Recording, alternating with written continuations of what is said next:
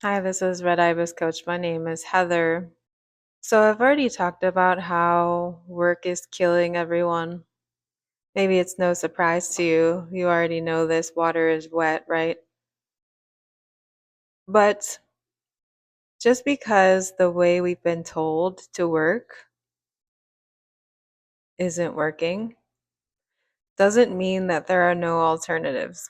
We just have to figure out what those alternatives are, and they look different for everyone. Not everyone has the means or the desire to start their own business. So we'll get that right out of the way. Entrepreneurship is not necessarily the problem, the solution to the problem. So, what are the other options? I can tell you some of the experience from my own work, and we can just visualize the future. If you can't visualize, write some stuff down instead. So before I got a real job, I'll actually go back farther than that. The first job that I ever got once I graduated with my graduate degrees in education was a job that paid $1,000 a week back in 2008. I became a casual relief teacher officially in 2009, and that was very busy. I got work every day. So, casual relief teaching is like substitute teaching. I got work every day. That was $1,000 a week. I was doing fine till I came back to the US. After I finished working as a casual relief teacher, getting work every single day, sometimes multiple calls a day, and having to turn them down, I couldn't get a full-time job, like a steady job at one school in Australia, so I went to Japan. My first contract as a teacher, working full-time in a school. Benefits, holidays, all of that. It was a very fun job. I enjoyed it very much. Then I came to the US. This was 2010. It took me 2 years to get a job in my industry.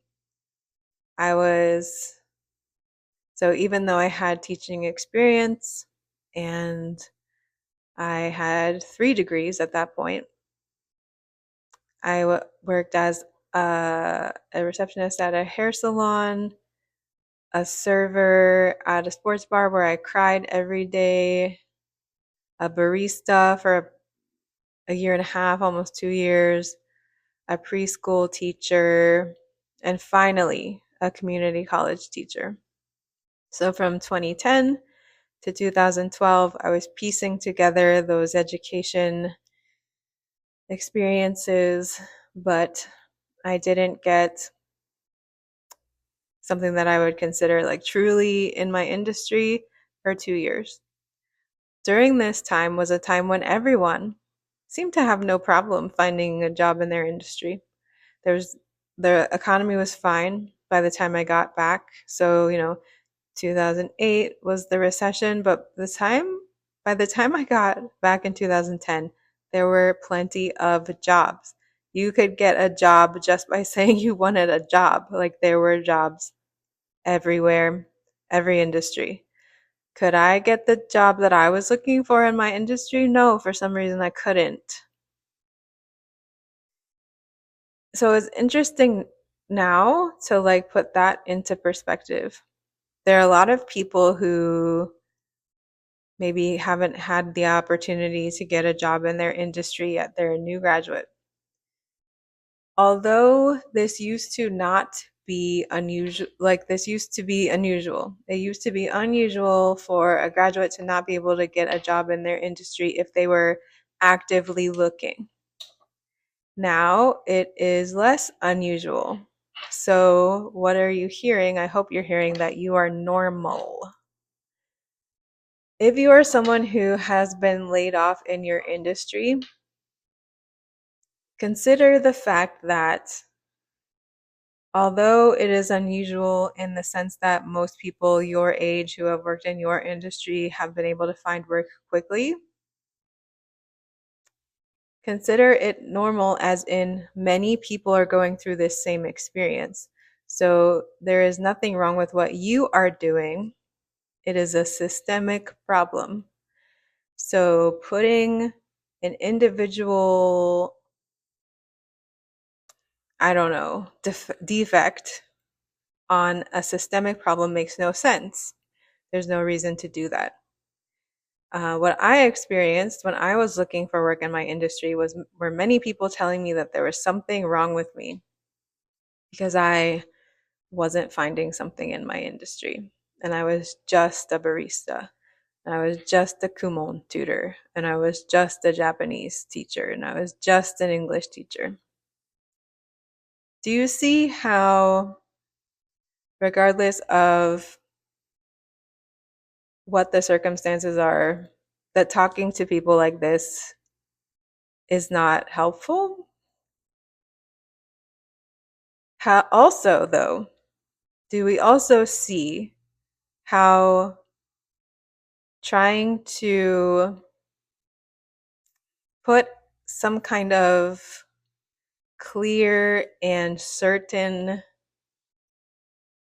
parameters of who is valuable and who isn't, and what their potential is, and what will happen to them or for them in the future? Do you see how saying whatever is happening to them or around them right now is an indicator of what will happen to them or for them in the future? Do you see how that doesn't make any sense? Because, when I was hired onto my first education job in the US, I was a community college instructor. I was an adjunct instructor, and I did that work until I went back to Japan. So, a couple things. A linear career path, what the fuck is that? Who cares? Throw that in the trash because nothing makes sense anymore. So, that certainly makes no sense. Stacking part-time jobs on top of each other, a completely acceptable way to make a living. That's what I did for years. Years. And it worked out okay. Did I have benefits? No. But what the fuck are benefits in the US, really? A lot of healthcare benefits don't actually even cover your healthcare needs. So, what can we do? What can we do about the fact that like everything that we were told is not going to help us right now? Well, we have to think creatively. Stacking multiple part-time jobs, acceptable. Working in an industry that we wouldn't normally work in, acceptable. Were you a federal government worker and now you're a barista? Fucking fantastic. You're putting food on the table. There's nothing wrong with working in service industries. The only thing that is wrong is the way people think about people who work in the service industries. And if you are experiencing for the first time that people in jobs that you thought were beneath you are just as valuable as you were when you were your big shot job title, you're learning a valuable lesson. And if you already knew that, you already knew that. So you already were prepared to become who you need to be right now and to not judge yourself for it because what is happening has nothing to do with you. What other ways can we think about work? We can start doing types of work that don't require a bunch of fucking paperwork. Babysitting, childcare, picking up groceries for neighbors. Stuff that doesn't require an app, stuff that doesn't require a W-2, stuff that slowly adds up. Am I saying that you shouldn't claim this income on your taxes? I am not a tax preparer. This is not my jurisdiction. You have to make decisions that follow the tax laws. That's all I can tell you.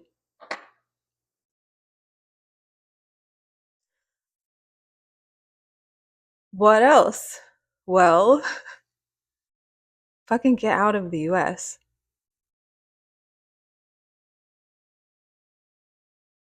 Europe is looking for workers. You're not glued to the ground. Planes are still flying in and out of every city in the country every day. You can go somewhere else.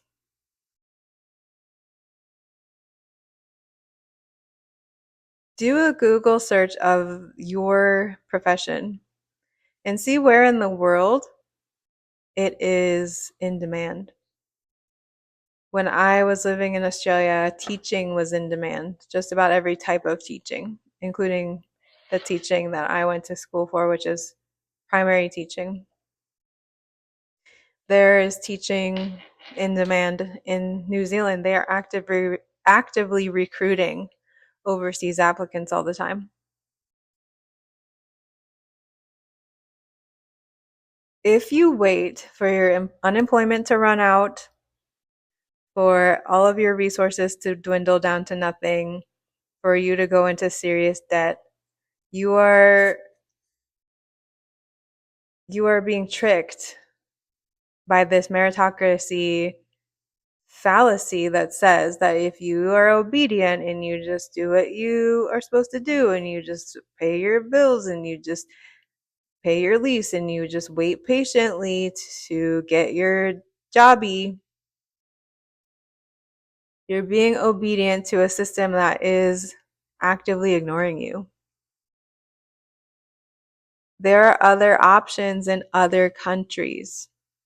Something for just about everyone, even if you're just going temporarily, just to get the pressure release valve a little bit. A country with a lower cost of living, a country where you are legally allowed to work, a country where you are legally allowed to do certain things. Will it be your number one country of choice? I don't know. How flexible are you? Is this your number one country of choice?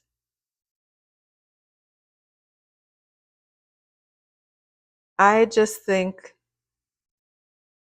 we are not in a time where following the rules of like you do this and then this happens and then because that happens then this happens and you're taken care of. We've seen that that's not what's happening for people anymore. And it makes no sense to wait like a frog in a pot of boiling water until you are boiled alive. Other countries are treating their workers a little better right now. The internet has all the information you could ever need. There are people, me, plenty, like dozens of other coaches who help people move abroad. Whatever decision you need to make right now, whether it's like stacking part time jobs, continuing to look for work, staying in the job you're at now and saving money, or actively looking into living somewhere else, remembering that the way we have been asked to work, that system and the benefits that we're supposed to get from that system is being ripped out from under us. Whatever comes next, we don't necessarily have control over that system, but we do have options. And it's important to try to compile as many options as possible for how you can make money and take care of yourself beyond the W-2 system that doesn't even guarantee that your mental health care will be covered.